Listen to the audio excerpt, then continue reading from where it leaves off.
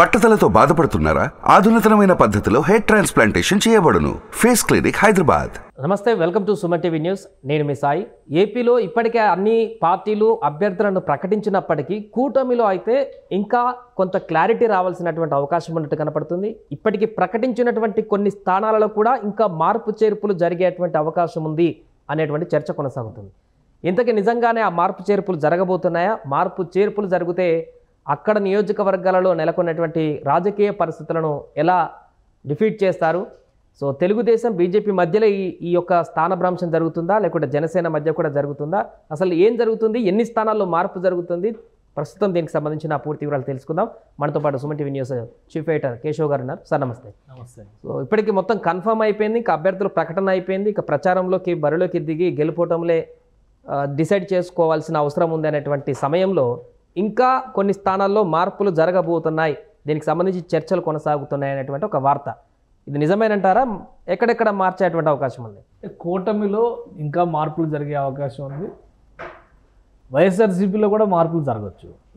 యథాతథంగా ఇప్పుడు ఏదైతే అనౌన్స్ చేశారో అదే లిస్టుతో వెళ్తారో అని మనం కన్ఫర్మ్గా చెప్పలేము. ఎందుకంటే తొందరపడి ఒక కోయిల ముందే కూసింది అన్నట్టుగా ఎలక్షన్స్ రాకముందరే ఏళ్ల తరబడి హడావుడి చేస్తూ నెలల తరబడి దాని మీద కసరత్తులు చేస్తూ ముందుకెళ్ళినటువంటి పరిస్థితి ఆంధ్రప్రదేశ్ రాజకీయాల్లో ఈసారి మాత్రమే మనం చూసాం. అంతకు ముందర ఇంత ఎక్కువ యాక్టివిటీ లేదు.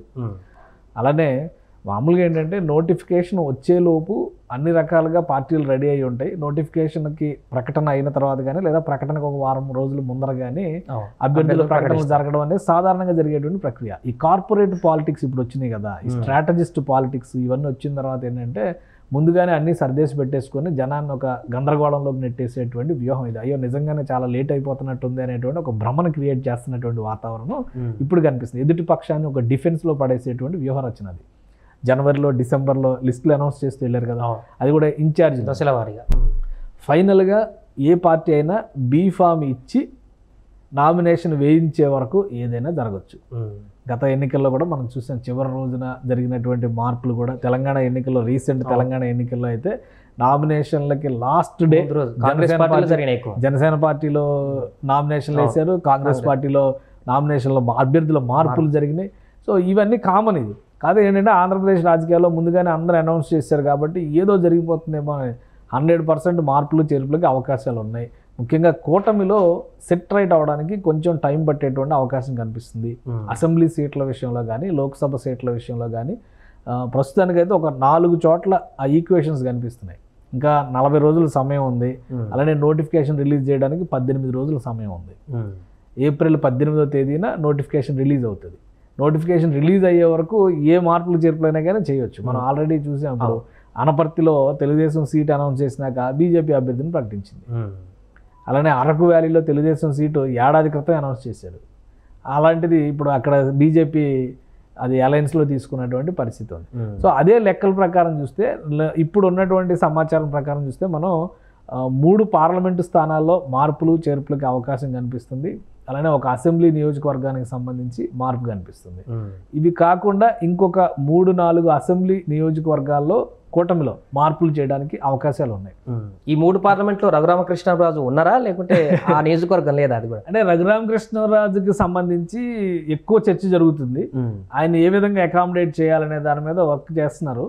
అది క్లారిటీ ఇవ్వడానికి కూడా ఇంకొక 2-3 రోజులు, కనీసం 5వ తారీఖు వరకు మనం వెయిట్ చేయాల్సినటువంటి పరిస్థితి అయితే కనిపిస్తుంది. ఎందుకంటే ఇంకొక వార్త వినపడుతుంది, ఈ ఎన్నికల్లో కనుక ఆయనకు అవకాశం ఇవ్వకపోతే అసలు రాజకీయ సన్యాసమే తీసుకుంటారు, ఇక రాజకీయాల్లోకి రారు అనేటువంటి వార్త కూడా చక్కర్లు కొడుతుంది. మరి ఇప్పుడు రాజకీయ సన్యాసం తీసుకుంటే ఆయనకి ఎక్కువ నష్టం జనానికంటే కూడా. ఎందుకంటే ఆయన చేస్తున్నటువంటి యాక్టివిటీ అంతా కూడా పొలిటికల్ అఫిలియేటెడ్ ఉన్నటువంటి యాక్టివిటీనే నడుస్తుంది. కాబట్టి అంత ఈజీగా ఆయన రాజకీయ సన్యాసం తీసుకుంటారని నేను అనుకోవట్లే. కానీ మార్పులు చేర్పులకి ఉన్నటువంటి అవకాశాలను మాత్రం చాలా సీరియస్గా కూటమి కన్సిడర్ చేస్తుంది. ప్రధానంగా నరసాపురం లోక్సభ స్థానం విషయంలో, అభ్యర్థి విషయంలో బీజేపీ ప్రకటించినటువంటి అభ్యర్థి బలమైన అభ్యర్థి కాదు అనేటువంటి మాట సొంత నియోజకవర్గాల్లో ఉన్నటువంటి సొంత పార్టీల నేతలే వ్యక్తపరుస్తున్నటువంటి పరిస్థితి ఉంది.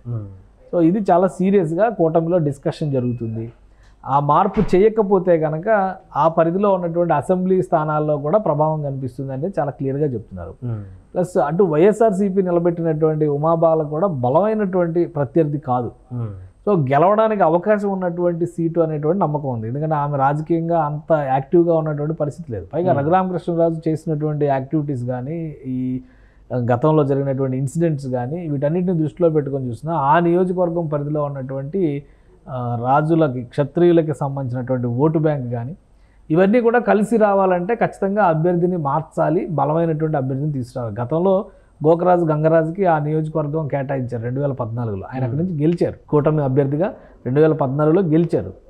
ఇప్పుడు ప్రకటించినటువంటి అభ్యర్థి పార్టీకి లాయలిస్ట్గా ఉన్నటువంటి అభ్యర్థి కావచ్చు, కానీ ప్రజల్లో అంత ఆకర్షణ, జనాకర్షణ ఉన్నటువంటి నాయకుడు కాదు అనేటువంటి అభిప్రాయం. సింపతితో పాలిటిక్స్ గెలవలేరు కదా. సో అది చాలా సీరియస్గా కన్సిడర్ చేస్తున్నారు. అలానే అభ్యర్థుల ప్రకటనల విషయంలో, ఎంపికల విషయంలో కూడా చాలా విమర్శలు పురంధేశ్వరి గారు రాష్ట్ర అధ్యక్షురాలిపైన వైసీపీ చేసింది, కూటమిలో జరిగినటువంటి విమర్శలు, కొందరు దురుద్దేశపూరితంగా చేసిన వీటన్నిటిని కూడా చాలా సీరియస్గా తీసుకుంది భారతీయ జనతా పార్టీ. ఈరోజు ఎలక్షన్ కమిషన్ కూడా కంప్లైంట్ చేశారు, వైఎస్ఆర్సీపీ మీద చర్యలు తీసుకోవాలి అని. టికెట్లు అమ్ముకున్నారు, సీట్లు అమ్ముకున్నారు, ఇట్లాంటి ప్రచారం చేసినటువంటి నాయకుల మీద కంప్లైంట్ ఇచ్చారు.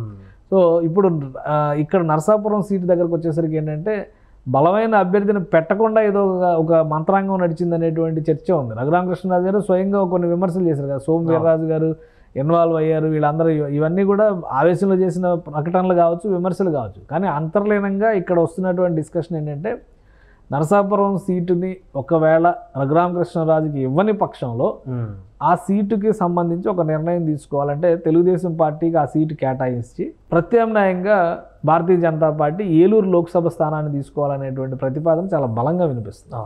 ఒకవేళ అదే జరిగితే టీడీపీ అభ్యర్థిగా నరసాపురం నుంచి రఘురామకృష్ణరాజు అక్కడ బరిలో దిగుతారు.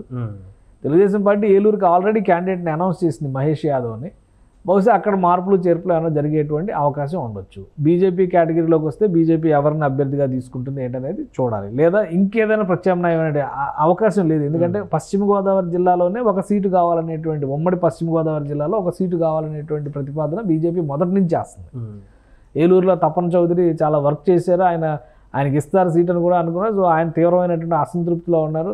ఈ అసంతృప్తులు, వీళ్ళు ఎగరేస్తున్నటువంటి తిరుగుబాటు బావుటాలు, పార్టీ మార్పుల సంకేతాలు, ఇవన్నిటిని కూడా కన్సిడర్ చేసిన తర్వాత అధిష్టానం ఒక నిర్ణయం. కాబట్టి ఈ 2 సీట్లలో మార్పు అనేది చాలా స్పష్టంగా కనిపిస్తుంది. బహుశా 2-3 రోజుల్లో దాని మీద ఒక ప్రకటన చేయొచ్చు. ఇంకొక కీలకమైనటువంటి స్థానం కూడా కడప పార్లమెంటు స్థానం పరిధిలో కూడా చర్చ ఎక్కువ జరుగుతుంది. ఇప్పుడు షర్మిల కూడా నిలబడుతుంది కాబట్టి కొంచెం కీలకంగా మారేటువంటి స్థానంగా ఉంది. ఇప్పుడు ఆ సీట్ను తెలుగుదేశం పార్టీ కూటమిలో భాగంగా భూపేష్ రెడ్డికి కేటాయించింది. అయితే అతను కొంచెం యంగ్స్టరు, అక్కడ ఉన్నటువంటి బలాబలాల రీత్యా చూస్తే కూడా వాస్తవానికి కడప పార్లమెంట్ స్థానంలో ఎన్ని రకాలుగా చెప్పుకున్నా కానీ కనీసం 4.5 లక్షల ఓట్లు తెలుగుదేశం పార్టీకి ఉన్నాయి. లాస్ట్ ఎలక్షన్స్లో కూడా 4,80,000 ఓట్లు పైచలకు తెలుగుదేశం పార్టీ సాధించుకున్నటువంటి పరిస్థితి. అదే వన్ సైడ్ విక్టరీ ఉన్నటువంటి కాన్స్టిట్యున్సీ ఏమీ కాదు. కాకపోతే ఆ కుటుంబానికి ఉన్నటువంటి పట్టు నేపథ్యంలో వరుసగా ఓటమి వస్తుంది. దానికి కారణం రాజశేఖర రెడ్డి గారు కానీ వివేకానంద రెడ్డి గారు వేసినటువంటి పునాదుల కింద మనం చూడాల్సి ఉంటుంది. సో ఇప్పుడు ఈ కొత్త తరం నాయకులను ఎదుర్కొనేటువంటి క్రమంలో కూడా గతంలో కూడా 3 లక్షలు రాజశేఖర రెడ్డి గారు ఉన్నటువంటి సందర్భంలో కూడా ఒక్కసారి బహుశా 4 లక్షల ఓట్ల మెజారిటీ వచ్చింది. ప్రతి సందర్భంలో 1,00,000-1,50,000 ఓట్ల మెజారిటీతోనే బయటపడుతున్నటువంటి పరిస్థితి ఉంది. సో ఇప్పుడు బీజేపీ, టీడీపీ, జనసేన కూటమి నేపథ్యంలో ఆ సీటు సీనియర్లకు ఇవ్వాలి అనేటువంటి ప్రతిపాదన వస్తుంది. దీనికి సంబంధించి జమ్మలమడుగు ఎమ్మెల్యే అభ్యర్థిగా బీజేపీ ప్రకటించినటువంటి ఆదినారాయణ రెడ్డి లాస్ట్ ఎలక్షన్స్లో కూడా ఆయన చాలా బలంగా కృషి చేసినటువంటి పరిస్థితి ఉంది. లాస్ట్ ఎలక్షన్స్లో ఆయన కూడా 4.5 లక్షల ఓట్లు టీడీపీ అభ్యర్థిగా ఆయనే నిలబడ్డారు. ఎలక్షన్స్ తర్వాత ఆయన బీజేపీలోకి వెళ్ళినటువంటి పరిస్థితి. సో ఈ లెక్కలన్నింటినీ దృష్టిలో పెట్టుకుని జమ్మలమడుగు అసెంబ్లీ స్థానాన్ని భూపేష్ రెడ్డికి కేటాయించి ఈయనకి పార్లమెంటు స్థానం ఇవ్వాలనేటువంటి ప్రతిపాదన ఒకటి చాలా బలంగా జరుగుతుంది. ఆల్రెడీ బీజేపీ అధిష్టానం దీనికి ఓకే చెప్పినట్టుగా తెలుస్తుంది. ఎందుకంటే దీనివల్ల మరొక పార్లమెంటు స్థానం అదనంగా పెరుగుతుంది. ఇప్పుడు 6 పార్లమెంట్లో బీజేపీ పోటీ చేస్తుంది, అంటే 7వ పార్లమెంట్ యాడ్ అవుతుంది. టీడీపీకి వచ్చే అడ్వాంటేజ్ ఏంటంటే 144 అసెంబ్లీలో పోటీ చేస్తుంది, ఇంకో స్థానం అక్కడ పెరుగుతుంది, 145 అసెంబ్లీలు అవుతుంది.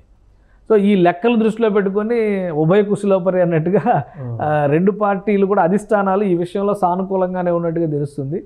ఆదినారాయణ రెడ్డి, భూపేష్ రెడ్డి కూడా బంధుత్వం ఉంది, బాబాయ్ అబ్బాయి వరుస ఉంది. కాబట్టి కుటుంబంలో ఉన్నటువంటి దీన్ని కూడా ఒక రకంగా పరిష్కరించుకునే అవకాశం కనిపిస్తుంది అనేటువంటి సంకేతాలు. సో దీనికి అధిష్టానాలు యాక్సెప్ట్ చేస్తున్నటువంటి పరిస్థితుల్లో ఈ 3-4 రోజుల్లో దీనిపైన ఒక క్లారిటీ ఇస్తే కనుక 3 పార్లమెంటు స్థానాలు అలానే ఒక అసెంబ్లీ స్థానంలో అక్కడ అభ్యర్థి మార్పు అనేది చాలా స్పష్టంగా కనిపిస్తుంది. వీటితో పాటు ఒక 4-5 కాన్స్టిట్యున్సీస్లో భారతీయ జనతా పార్టీ మళ్ళీ రివ్యూ చేస్తున్నట్టుగా ఒక సమాచారం వస్తుంది. అలానే జనసేన పార్టీ, టీడీపీ కూడా అక్కడ మార్పులు చేర్పుల మీద ఫోకస్ పెడుతున్నట్టు. తిరుగుబాటు సమస్య కావచ్చు, అంటే రెబల్స్ బెడద కావచ్చు. ఇప్పుడు అవనగడ్డ పైన చర్చ ఇప్పుడు అవనగడ్డలో దాదాపు అటువంటి వాతావరణమే ఉంది. ఇప్పుడు ఆ పార్టీ నుంచి తీసుకొచ్చి ఇక్కడ సీట్ ఇస్తున్నారు, ఇక్కడ బలమైన నాయకులను వదిలేస్తున్నారు అనేటువంటి వాదన ఉంది. అయితే గెలవడం అనేటువంటి ఈక్వేషన్ దృష్టిలో పెట్టుకొని ఆ నిర్ణయాలు తీసుకున్నట్టుగా అధిష్టానాలు చెప్తున్నాయి. సో ఈ అవనగడ్డ లాంటి స్థానం కావచ్చు, అలానే అనపర్తి కావచ్చు, అలానే ఇంకొకటి అరకు వ్యాలీ కావచ్చు, విశాఖ పరిధిలో ఉమ్మడి విశాఖ పరిధిలో ఉన్నటువంటి నియోజకవర్గాల్లో అభ్యర్థుల ప్రకటన విషయంలో 1-2 సార్లు బీజేపీ మరోసారి సమీక్షించేటువంటి ప్రయత్నం చేస్తున్నట్టుగా తెలుస్తుంది. ఎందుకంటే ఇప్పటివరకు వస్తున్నటువంటి గ్రౌండ్ రిపోర్ట్స్ ప్రకారం బీజేపీ తీసుకున్నటువంటి 10 నియోజకవర్గాల్లో ఎక్కడా గెలిచేటువంటి పరిస్థితి లేదు అనేటువంటి ఫీడ్బ్యాక్ ఎక్కువగా వస్తుంది. సో ఒక 3-4 నియోజకవర్గాల్లో మాత్రం టఫ్ కాంటెస్ట్ ఉంటుంది. ఉదాహరణకి విజయవాడ వెస్ట్ కావచ్చు, కైకలూరు కావచ్చు, విశాఖపట్నం నార్త్ కావచ్చు, ఈ కాన్స్టిట్యున్సీల్లో కొంత గట్టి పోటీ ఇచ్చే అవకాశం ఉంది. కానీ ఎవరు గెలుస్తారనేది కానీ ఒకటిసారి ఇంత ఫైనలైజ్ అయిపోయిన తర్వాత కూడా ఇంకా అభ్యర్థుల్లో మార్పు చేర్పులు అంటూ కొత్త పేర్లు వినపడితే ఆ కాన్స్టిట్యున్సీలో ఉన్నటువంటి ప్రజల్లో కొంత కన్ఫ్యూజన్ ఏర్పడేటువంటి అవకాశం. ఎప్పుడైనా ఎలక్షన్స్కి ముందర జరిగేటువంటి 15 రోజుల క్యాన్వాసింగ్ అనేది చాలా సీరియస్ క్యాన్వాసింగ్గా మనం కన్సిడర్ చేయాలి. ముందర జరిగేవన్నీ కూడా మార్పులు చేర్పులు, ఎప్పుడు ఏ నిమిషంలో ఏ వ్యూహం అయినా కానీ పన్నేటువంటి అవకాశం ఉన్నటువంటి అంశాలు కానీ మనం పరిగణించాలి. నామినేషన్లు వేసిన తర్వాత జరిగేటువంటి క్యాన్వాసింగ్ చాలా సీరియస్ క్యాన్వాసింగ్. అంటే అఫ్కోర్స్ ఇప్పుడు ఒక సీట్ వస్తుంది అనే ఎక్స్పెక్టేషన్తో ఖర్చు పెట్టుకున్నారు అంటే, ఖర్చు పెట్టుకోవడం అనేది నియోజకవర్గం ఇప్పుడు ఆ సీటు గెలవాలనే వ్యూహంతో చేసేటువంటి ఖర్చుకి ఈసీ బాధ్యత వహించదు, పార్టీ బాధ్యత వహించదు. కానీ ఒకటేంటంటే రాజకీయంలో గెలుపు అనేటువంటి ఉద్దేశంతో పనిచేసేటువంటి వాళ్ళందరూ ఎప్పుడు ప్రజల్లో ఉంటారు. ఎన్నికలు ఉన్నా లేకపోయినా ప్రజల్లో ఉంటారు. అలాంటి నాయకులు ఎప్పుడు గెలుస్తారు. కొంతమంది నాయకులు ఉన్నారు, అధికారంలో పార్టీ ఉన్నా లేకపోయినా వాళ్ళు మాత్రం గెలుస్తూ ఉంటారు. దానికి కారణం ఏంటి? వాళ్ళు ప్రజాక్షేత్రంలో అంత కనెక్టివిటీ ఉండడం అనేది. సో అలాంటి వాళ్ళకి ఎప్పుడు డోకా ఉండదు. ఈ డబ్బులన్నీ బాగా సంపాదించుకొని వచ్చి ఏదో ఒక నియోజకవర్గాన్ని 1, 2, 3, 4 అని ఆప్షన్స్ పెట్టుకొని సెలెక్ట్ చేసుకొని ఇమీడియట్గా అక్కడ ప్రచారం మొదలుపెట్టి ఇగో ఇక్కడ నేను అద్భుతంగా చేస్తాను కాబట్టి నాకు సీట్ ఇవ్వండి అనేటువంటి వాళ్ళకి ఇబ్బంది ఉంటుంది. ఇక్కడ ఏంటంటే ఫైనల్గా పార్టీలు చూసేటువంటి అంచనాలు గెలుపు గుర్రాలు ఎవరు అనేటువంటి అంచనా మీద ఎక్కువ ఫోకస్ చేస్తాయి. కాబట్టి ఒక 3-4 సీట్లు వైసీపీలో కూడా ఆ పరిస్థితి ఉంది. ఇప్పుడు అనౌన్స్ చేసిన తర్వాత క్యాన్వాసింగ్ విషయంలో కానీ అభ్యర్థి ప్రజల్లోకి వెళ్ళేటువంటి విధానంలో కానీ అసంతృప్తి ఉంటే మార్పులు చేర్పులు ఉంటాయని అధికార పార్టీ కూడా అనౌన్స్ చేసింది. కాబట్టి అట్లా అది వాళ్ళ స్వయంకృత అపరాధం. అభ్యర్థి కనెక్ట్ అయ్యేటువంటి క్రమంలో కానీ సామాజిక ఈక్వేషన్స్ విషయంలో కానీ అనవసరమైనటువంటి పట్టింపులకి పంతాలకి పోకుండా ఎలా జనాకర్షణ పొందాలి, ఎలా ఓటర్ని ఆకట్టుకోవాలనేటువంటి వ్యూహం చేయడంలో కానీ ఫెయిల్ అవుతున్నారనేటువంటి అభిప్రాయం ఉంటే ప్రతి ఒక్కరిని వెనకుండి తోసేటువంటి పరిస్థితి ఉండదు కదా. జగన్మోహన్ రెడ్డి గారు వాళ్ళని పుష్ చేసేటువంటి కార్యక్రమం పెట్టుకోరు కదా, ఆయన మొత్తం ఓవరాల్గా చూస్తారు. సో అలా వీక్గా ఉన్నారనుకున్న వాళ్ళని 3-4 చోట్ల మార్చే అవకాశాలు కూడా ఉండొచ్చు. సో ఆ ఈక్వేషన్లో మనం చూడాలి తప్పితే ఒకసారి అనౌన్స్ చేశారు కాబట్టి ఇక రాజ్యాంగంలో చేసినటువంటి నిర్ణయంగా దాన్ని పరిగణించడానికి అవకాశం ఉండదు. మార్పులు చేర్పులకు ఖచ్చితంగా స్కోప్ ఉంటుంది. అలానే 3 పార్లమెంటు స్థానాల విషయంలో మాత్రం కూటమిలో చాలా సీరియస్ డిస్కషన్ జరుగుతుంది. దానిపైన ఒక చర్య తీసుకోవడానికి కూడా ఆస్కారం ఉంది. Right sir. సో మొత్తానికి అది ఇంకా ఒక 4 స్థానాలు అంటే 3 పార్లమెంట్, ఒక అసెంబ్లీ స్థానాల్లో కూడా టీడీపీ బీజేపీ మధ్య కొంత మార్పు చేర్పులు ఉండేటువంటి అవకాశం ఉన్నట్టుగా తెలుస్తుంది. ఈ మార్పు చేర్పుల తర్వాత ఇంకా పూర్తి స్థాయిలో అభ్యర్థుల ఫైనలైజేషన్ అనేది కనపడేటువంటి అవకాశం ఉంది. దాంట్లో ఏలూరు కానీ, నరసాపురం కానీ, అదేవిధంగా అటు కడప పార్లమెంట్ సెగ్మెంట్లు ఉన్నట్టుగా ప్రధానంగా వినిపిస్తున్నటువంటి చర్చ. సుమన్ టీవీలో మీ పర్సనల్ అండ్ బిజినెస్ ప్రమోషన్స్ కోసం కింది నెంబర్కి కాంటాక్ట్ చేయండి.